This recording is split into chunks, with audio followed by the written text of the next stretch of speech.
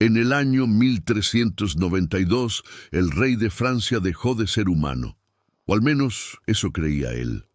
Carlos VI, monarca del reino más poderoso de Europa, despertó una mañana con una certeza absoluta. No estaba hecho de carne y hueso, estaba hecho de vidrio, vidrio frágil, vidrio que podría romperse en cualquier momento, y pasó el resto de su vida aterrorizado de hacerse añicos. Esta es la historia del rey de vidrio, una historia de locura, de paranoia, de un reino entero colapsando, porque cuando el rey pierde la razón, el reino pierde el rumbo. Carlos VI nació el 3 de diciembre de 1368 en el Palacio del Louvre, París. Era hijo del rey Carlos V, conocido como Carlos el Sabio. Un rey brillante, un estratega, un gobernante eficiente que había restaurado Francia después de décadas de guerra. El pequeño Carlos creció rodeado de lujo, de poder, de expectativas imposibles. Su padre era un hombre intelectual, amante de los libros, constructor de bibliotecas. Esperaba que su hijo fuera igual, brillante, culto, digno del trono.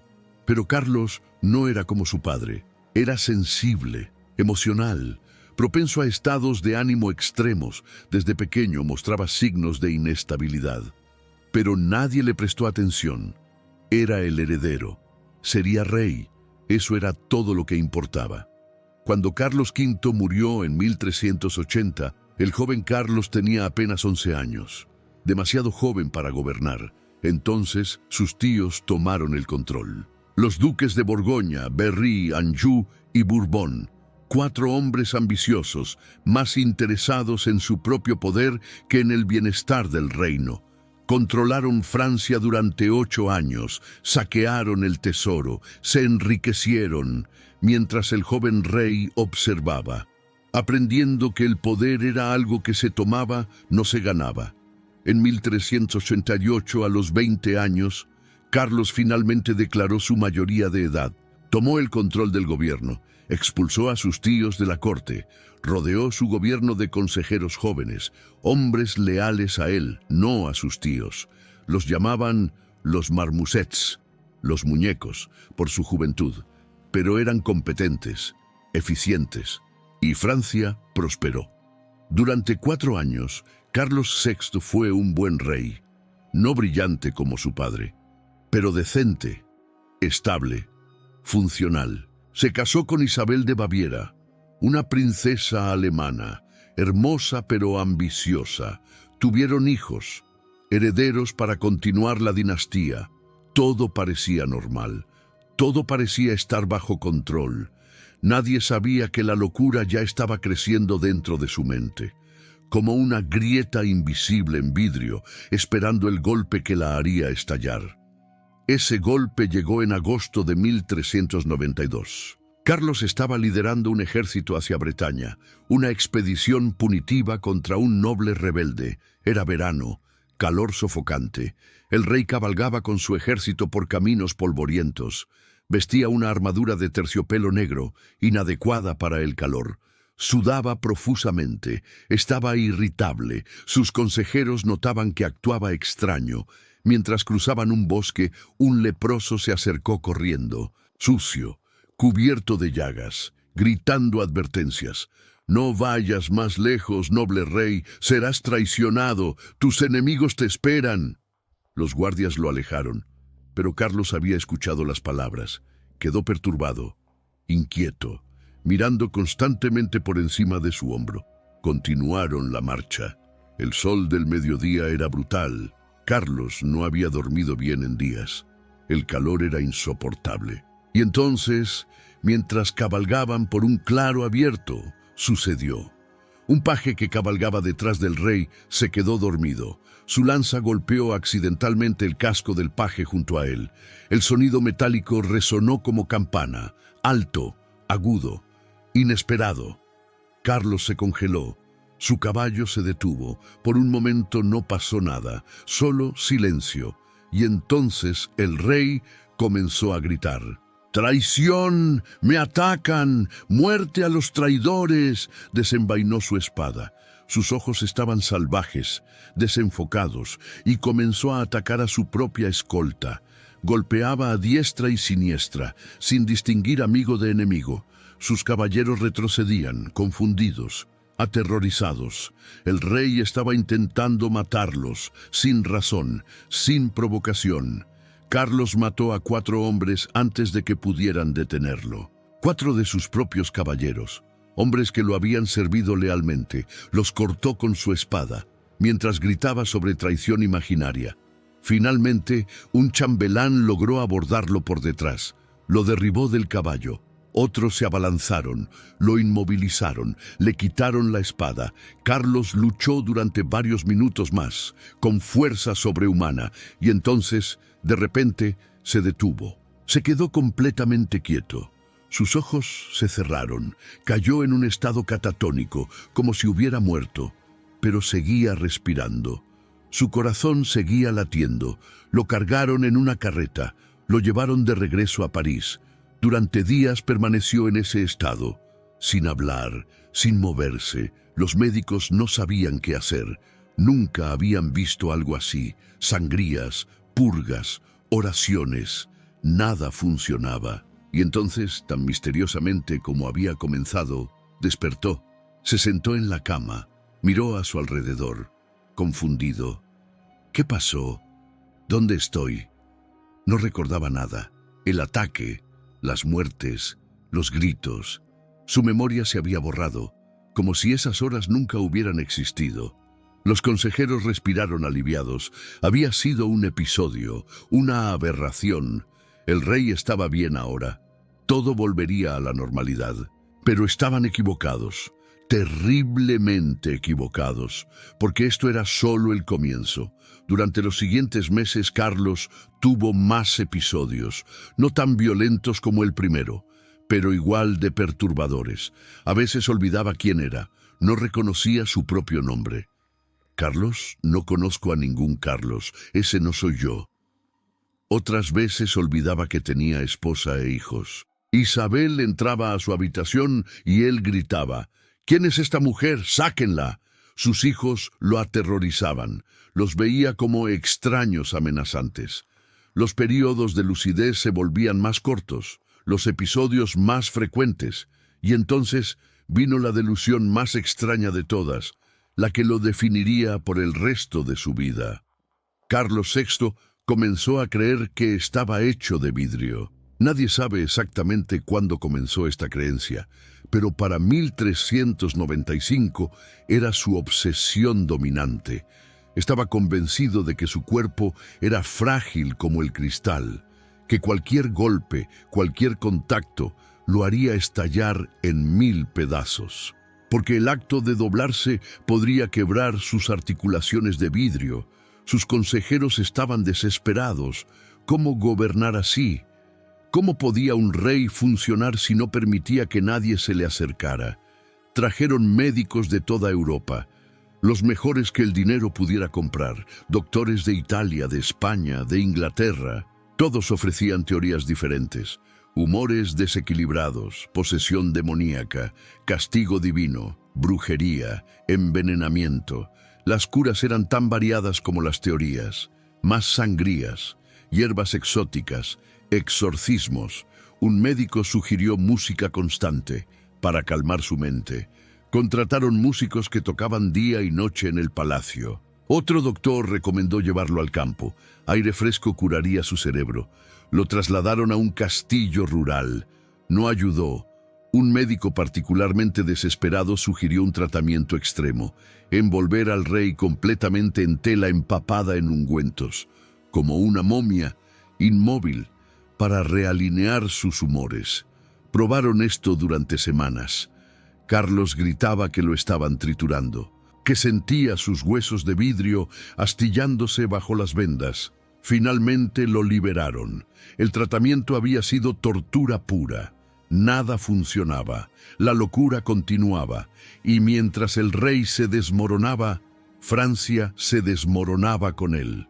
Los tíos que Carlos había expulsado vieron su oportunidad. Regresaron a la corte, reclamaron poder. el duque de Borgoña, el duque de Orleans, hermano del rey. Comenzaron a pelear entre ellos por control del reino, mientras Carlos permanecía en sus habitaciones, creyéndose de vidrio, incapaz de gobernar, incapaz incluso de funcionar. El país se dividió en facciones, borgoñones contra armañacs, nobles tomando lados, formando ejércitos privados. La guerra civil estalló, no oficialmente, pero en todos los sentidos prácticos. Francia, el reino más poderoso de Europa, se estaba destrozando, y todo porque su rey creía que era de vidrio. Había momentos de claridad, ventanas donde la locura retrocedía. Carlos despertaba, miraba a su alrededor, comprendía. ¿Qué he hecho? ¿Qué me ha pasado? En esos momentos era completamente lúcido, funcional, normal, intentaba gobernar, tomar decisiones, arreglar el desorden. Pero estos periodos duraban días, a veces solo horas, y entonces la niebla regresaba, y con ella el vidrio. Durante uno de estos episodios lúcidos, en 1405, Carlos hizo algo notable. Reconoció su condición, públicamente. Sé que mi mente está enferma, que no siempre puedo gobernar. Entonces mi hijo, el delfín, debe tomar decisiones en mi lugar. Fue un momento de claridad devastadora, humildad brutal. Reconocer tu propia locura requiere una cordura terrible, pero la declaración no ayudó, porque el delfín era un niño, y los tíos simplemente usaron esto como excusa para más control. Los años pasaron. La condición de Carlos empeoraba. Los episodios de vidrio se volvían más frecuentes, más intensos. A veces agregaba nuevas delusions, nuevos miedos. Durante un período creyó que tenía lobos viviendo dentro de su cuerpo. Podía sentirlos, moviéndose, arañando sus órganos desde adentro. Aullaba como lobo, se negaba a comer, porque los lobos necesitaban hambre. Otro período olvidó completamente que era rey. Insistía en que era un campesino llamado George. Se vestía con ropa simple. Intentaba hacer trabajos manuales. Cuando le recordaban que era rey, se enojaba. Dejen de burlarse de mí. Soy George, solo George. Pero siempre regresaba al vidrio.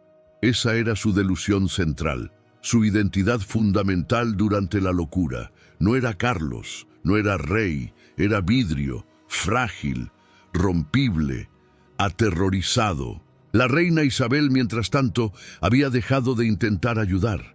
Al principio fue esposa devota, buscó curas, rezó. Pero años de rechazo la cambiaron, la endurecieron. Carlos no la reconocía la mitad del tiempo. La otra mitad la temía. Entonces ella buscó consuelo en otra parte. Tuvo amantes, múltiples, abiertamente. Nadie la juzgaba demasiado. ¿Qué más podía hacer? Su esposo creía ser de vidrio. No podía tocarla. No la reconocía. ¿Debía vivir como monja por un hombre que no sabía quién era ella? Pero los rumores eran venenosos. La llamaban puta, traidora, y sus hijos sufrían las consecuencias. Susurros sobre legitimidad. ¿Eran realmente hijos del rey o bastardos de sus amantes? En 1407, el duque de Orleans fue asesinado en las calles de París, a hachazos, en la oscuridad, por orden del duque de Borgoña. La guerra civil que había estado hirviendo explotó en violencia abierta. Francia se desgarró. Borgoñones contra armañacs. Y Carlos, en sus habitaciones, se preocupaba de no romperse, ajeno al reino colapsando a su alrededor. En 1415 llegó la catástrofe final. Inglaterra invadió. El rey Enrique V desembarcó con un ejército, pequeño pero disciplinado. Los franceses reunieron fuerzas masivas, superaban a los ingleses 5-1, se encontraron en Agincourt, un pequeño pueblo en el norte. La batalla fue masacre. Los arqueros ingleses destrozaron la caballería francesa. Miles de nobles franceses murieron, la flor de la aristocracia aniquilada. Carlos no estuvo allí, por supuesto que no. Estaba en París. envuelto en telas acolchadas, protegiéndose de quebrarse. Mientras su reino sangraba, mientras sus nobles morían, el rey de vidrio no podía romper. Entonces Francia se rompió en su lugar. Después de Agincourt, Inglaterra ocupó gran parte de Francia. Enrique V se proclamó heredero del trono francés. Forzó un tratado. Carlos, en un momento de lucidez, lo firmó. El Tratado de Troyes, 1420. Desheredaba a su propio hijo. Nombraba a Enrique V como sucesor. Francia se convertiría en posesión inglesa. Fue traición, fue rendición, fue el fin de Francia independiente. ¿Por qué Carlos firmó? Hay teorías. Algunos dicen que fue forzado, amenazado. Otros que estaba lúcido y realmente creía que era lo mejor. Otros más que estaba en episodio y ni siquiera entendió qué firmaba. La verdad probablemente murió con él. Carlos VI vivió 2 años más después del tratado. Años de confusión, de vidrio, de terror constante. Murió el 21 de octubre de 1422, a los 53 años. Oficialmente murió de causas naturales. Simplemente se apagó. Pero algunos historiadores sugieren que murió de desnutrición, porque sus delusiones le hacían imposible comer normalmente. Tenía miedo de tragar, de que la comida rompiera su garganta de vidrio. Su funeral fue modesto. Francia estaba demasiado destruida para ceremonias grandiosas, demasiado ocupada luchando por sobrevivir. Lo enterraron en Saint-Denis, con sus ancestros, los reyes de Francia. Pero su legado no fue como rey, fue como advertencia. Advertencia sobre qué pasa cuando la locura toca el trono. Después de su muerte, su hijo Carlos VII tomó el trono. Rechazó el Tratado de Troyes, luchó por recuperar Francia. Con ayuda de Juana de Arco, expulsó a los ingleses. Tardó décadas, pero Francia sobrevivió, a pesar de Carlos VI. No gracias a él. Hoy, 500 años después, los historiadores debaten su condición. ¿Qué tenía realmente Carlos VI? Diagnósticos modernos sugieren esquizofrenia, posiblemente con episodios catatónicos. La delusión de vidrio específicamente es fascinante. No era única de Carlos. Otros nobles europeos la compartieron. En los siglos XIV y XV era relativamente común entre la aristocracia. La llamaban delusión de vidrio, un diagnóstico formal. ¿Por qué vidrio específicamente? Los psicólogos tienen teorías. El vidrio era nuevo, raro, valioso, frágil. Era material de lujo. Solo los ricos tenían objetos de vidrio. Entonces era símbolo de estatus, pero también de fragilidad. Belleza que podía destruirse en instante. Quizás aristócratas con mentes fracturadas se identificaban con eso. Eran valiosos, especiales, pero también vulnerables, frágiles. Un golpe y se romperían, como el vidrio que poseían. Es una metáfora perfecta para la nobleza medieval. Poder inmenso, pero constantemente amenazado por guerra, por enfermedad, por traición, por locura. Carlos VI vivió esa metáfora literalmente. Se convirtió en la cosa que más temía, frágil, rompible. Y cuando se rompió, Francia se rompió con él. Su historia nos enseña algo sobre poder, sobre cómo la salud mental de un líder afecta a millones. Carlos no eligió la locura, le sucedió, pero las consecuencias fueron tan reales como si las hubiera elegido. 4 hombres muertos en el bosque, guerra civil, invasión, miles muertos en Agincourt, un reino casi destruido, todo porque un hombre creía estar hecho de vidrio, y nadie podía detenerlo, porque ese hombre era rey. Hay algo profundamente trágico en Carlos VI. No era malvado, no era cruel por naturaleza, era simplemente enfermo, con una enfermedad que nadie entendía. En otra época, con otros tratamientos, tal vez habría funcionado. Medicación, terapia, comprensión de salud mental. Pero nació en 1368, Cuando la locura era posesión demoníaca, cuando el tratamiento era sangría, exorcismo, tortura disfrazada de medicina, entonces sufrió. Durante 30 años sufrió, aterrorizado de romperse, incapaz de ser tocado, separado de su esposa, de sus hijos, de su humanidad, viviendo en prisión de su propia mente, y Francia sufrió con él, porque estaba atrapada en esa prisión también.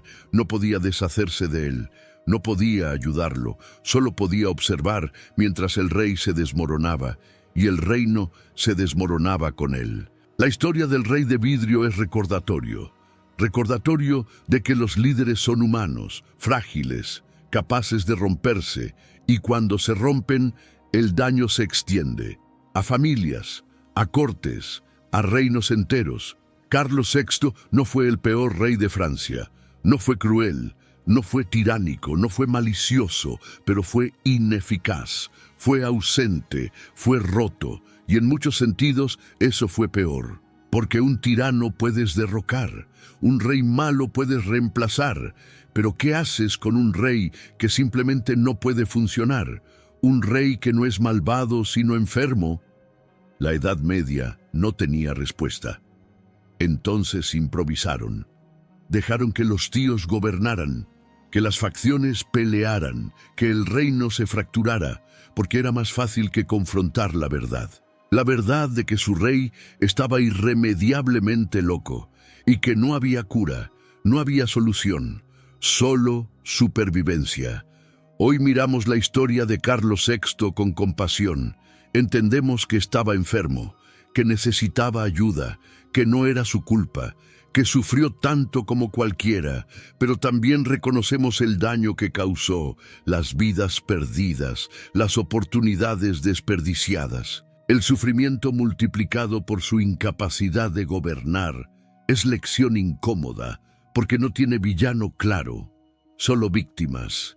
Carlos fue víctima, Francia fue víctima, víctimas de enfermedad, de ignorancia médica, de mala suerte, pero las consecuencias fueron reales y devastadoras. El rey de vidrio finalmente se rompió, no físicamente, su cuerpo nunca se hizo añicos, pero su mente sí, fragmentada en 1000 pedazos, y pasó 3 décadas intentando mantener esos fragmentos juntos, aterrorizado de que un movimiento en falso lo destruyera completamente. Vivió en prisión de cristal de su propia creación, transparente pero impenetrable, visible pero intocable, y cuando finalmente murió, fue casi un alivio para él, para Francia, para todos atrapados en su delusión.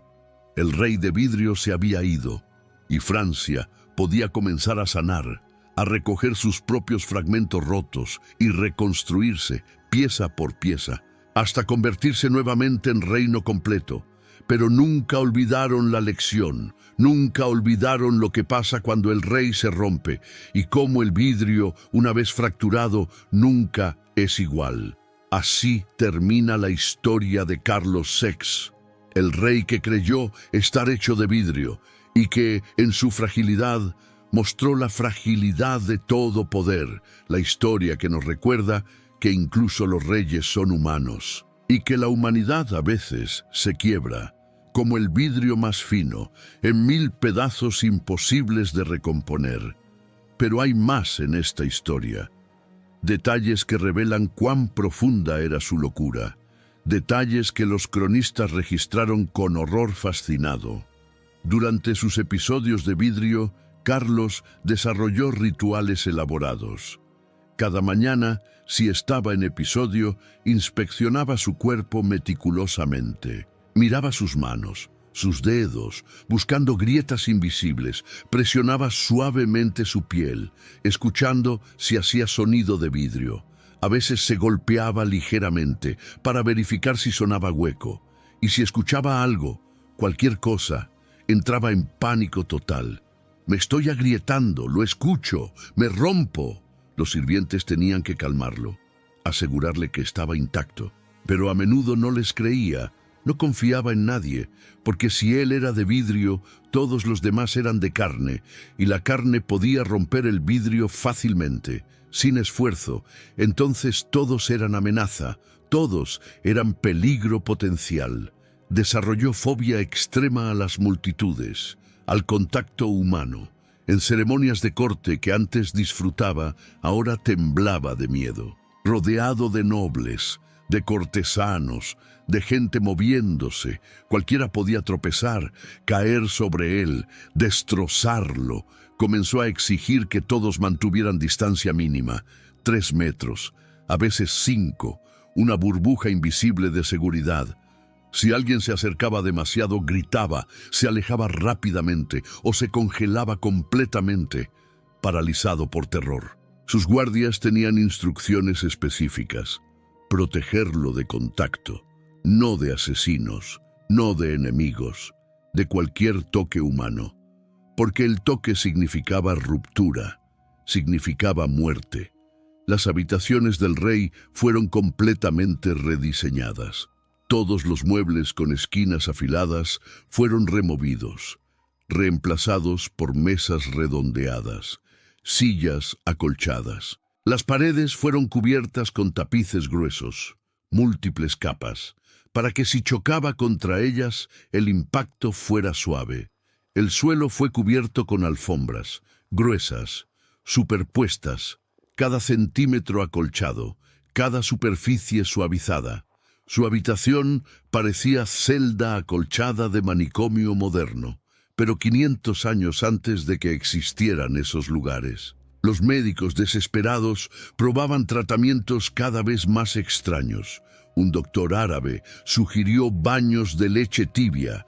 Creía que la leche fortalecería el cuerpo, lo haría menos frágil. Llenaron tinas con leche, cientos de litros. Carlos se negó a entrar. «La leche es líquida, me disolverá». Otro médico propuso terapia de choque, asustar la locura fuera de él. Organizaron un espectáculo. Actores vestidos de demonios saltaron frente al rey, gritando, haciendo ruidos aterradores. Carlos se desmayó del terror, permaneció inconsciente por horas. El tratamiento fue considerado fracaso y tortura cruel.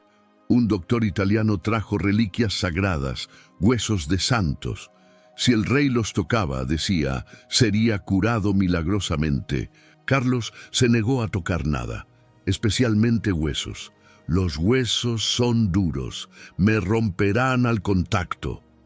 La desesperación llevó a algunos a sugerir lo impensable. ¿Y si simplemente le seguían la corriente? ¿Aceptaban su delusión? Si creía ser vidrio, ¿por qué no tratarlo como vidrio? Algunos consejeros probaron este enfoque, hablándole como si fuera frágil. «Su majestad de cristal, tenga cuidado con ese escalón». Al principio pareció funcionar. Carlos se calmaba cuando lo llamaban así. Pero luego, la delusión se profundizó. Se volvió más real para él. Si todos aceptaban que era vidrio, entonces debía ser verdad. Entonces el experimento terminó. Volvieron a negarlo, lo que hacía que Carlos se enojara. Los llamaba mentirosos. «Sé lo que soy, no pueden engañarme». Era situación imposible, sin ganar, sin solución. Negarlo lo enfurecía, aceptarlo lo empeoraba, y mientras tanto los años pasaban. Isabel, la reina, desarrolló su propia forma de lidiar. Se alejó emocionalmente, completamente. Ya no visitaba las habitaciones del rey, evitaba toda mención de él. Creó su propia corte, separada, independiente, rodeada de amantes, de aduladores, de aquellos que la distraían. Sus hijos crecieron virtualmente huérfanos. Padre loco, madre ausente, tíos luchando por poder. El delfín, el heredero, creció viendo todo esto, viendo cómo la locura destruía familia, reino, todo. Desarrolló su propio trauma, su propia inseguridad. ¿Heredaría la locura de su padre? ¿Estaba en su sangre? Esos miedos lo perseguirían toda su vida. Los nobles extranjeros que visitaban la corte francesa quedaban shock. Francia había sido el reino más grandioso de Europa, el centro de cultura, de poder, de civilización. Ahora era circo, grotesco, trágico. Su rey creía ser de vidrio, su reina era pública adúltera. Las facciones nobles luchaban abiertamente en las calles. El tesoro estaba vacío, el ejército fragmentado. Era humillación nacional, vergüenza colectiva, y no había nada que nadie pudiera hacer, porque el rey era el rey, incluso loco. La iglesia fue consultada repetidamente. ¿Era esto posesión demoníaca, brujería, castigo divino? Los teólogos debatieron. Escribieron tratados. Algunos decían que Carlos estaba poseído, necesitaba exorcismo. Otros que era prueba de Dios, sufrimiento redentor. Otros más que era simple enfermedad, del cuerpo, no del alma. Se realizaron múltiples exorcismos, elaborados, dramáticos, sacerdotes gritando en latín, rociando agua bendita, sosteniendo crucifijos frente al rostro del rey. Carlos gritaba, no porque los demonios salieran, sino porque los sacerdotes se acercaban demasiado, amenazando romperlo.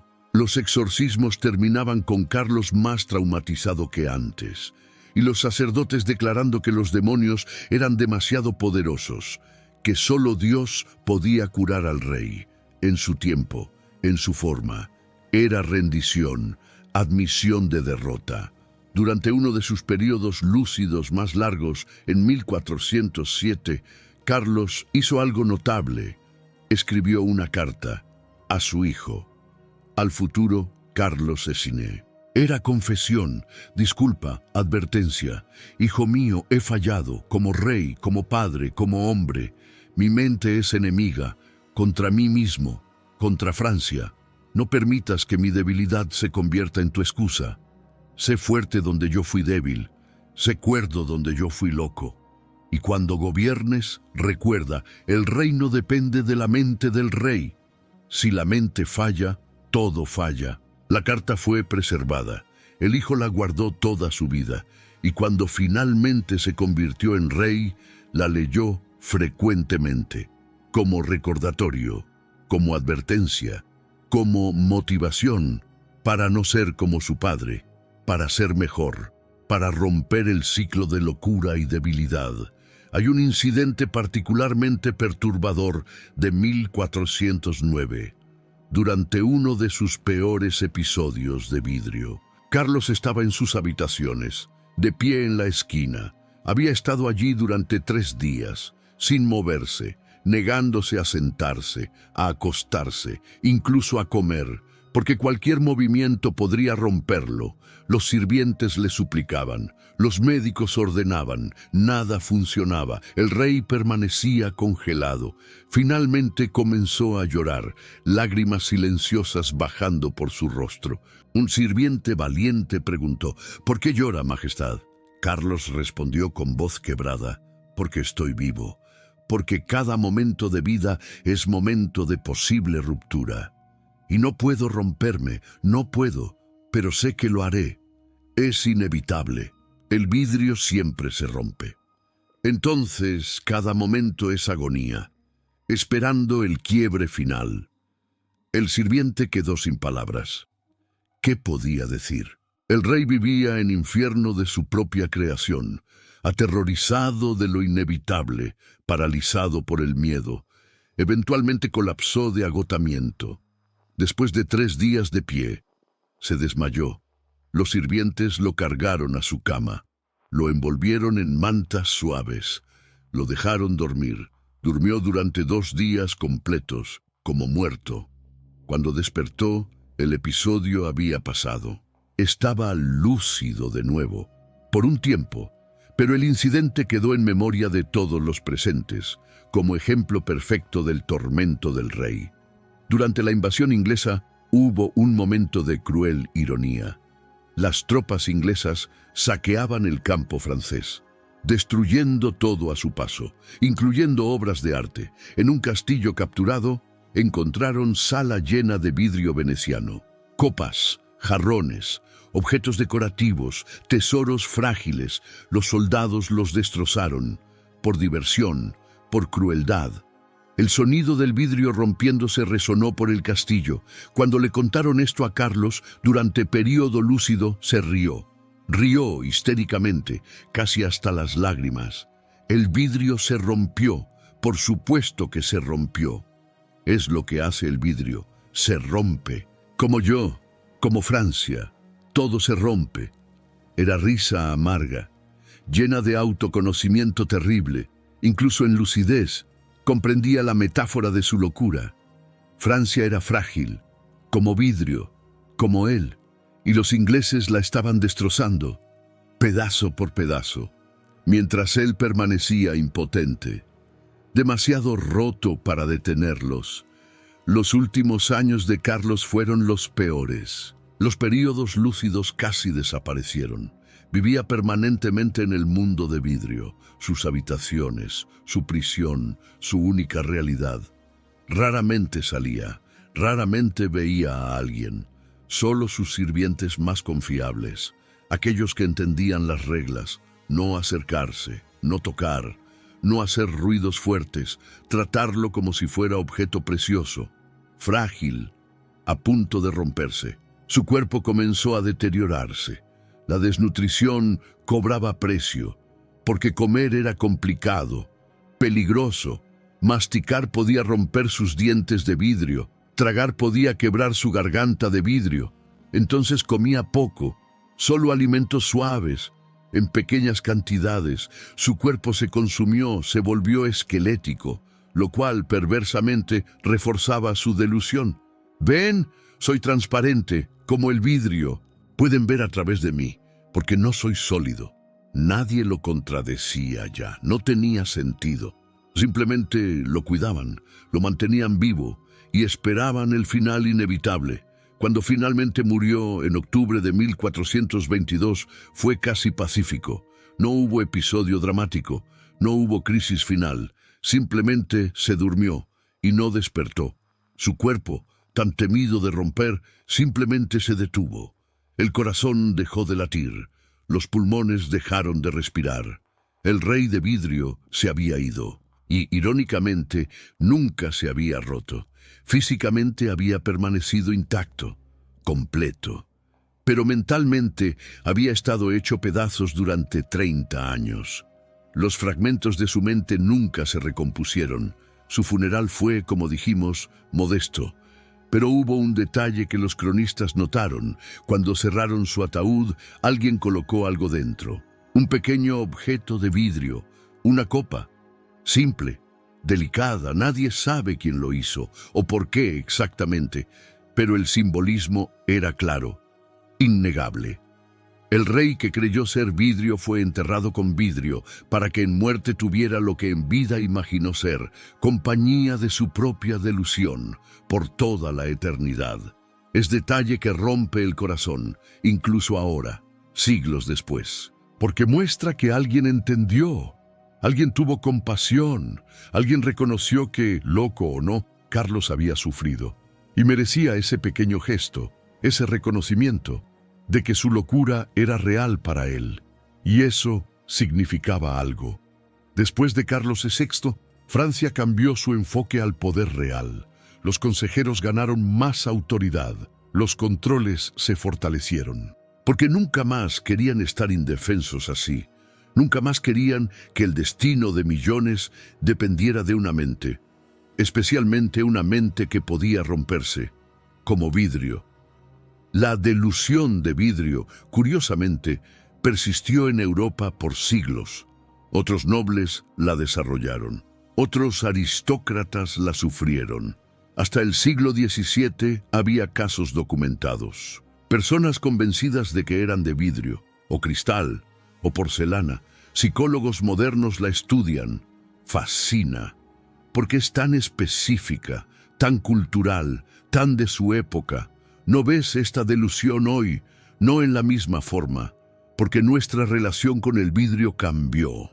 Ya no es raro, no es precioso de la misma forma. Entonces las mentes rotas encuentran otras metáforas, otras formas de expresar su fragilidad, su miedo. Pero en la Edad Media, el vidrio era perfecto, hermoso, valioso, transparente, frágil. todo lo que la aristocracia sentía ser, y cuando sus mentes se quebraban, se convertían en esa metáfora, literalmente, completamente. Carlos VI no fue el único, pero fue el más famoso, porque era rey, porque su locura tuvo consecuencias nacionales, porque su historia fue registrada, preservada, recordada, y porque en él vemos algo universal, el miedo a rompernos, a ser frágiles, a que un golpe nos destruya completamente.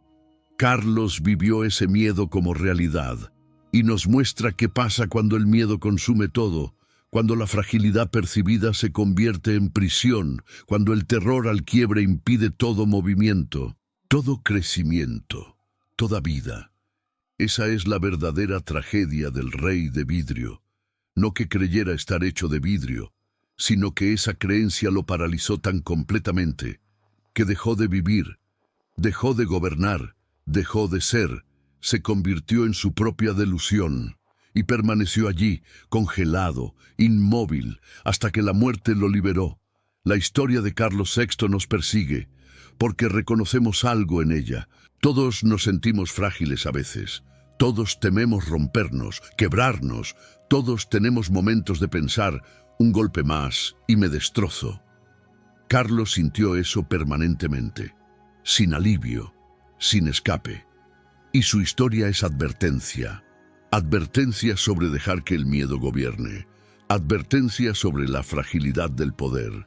Advertencia sobre qué pasa cuando la mente falla. Y el mundo debe continuar de todas formas.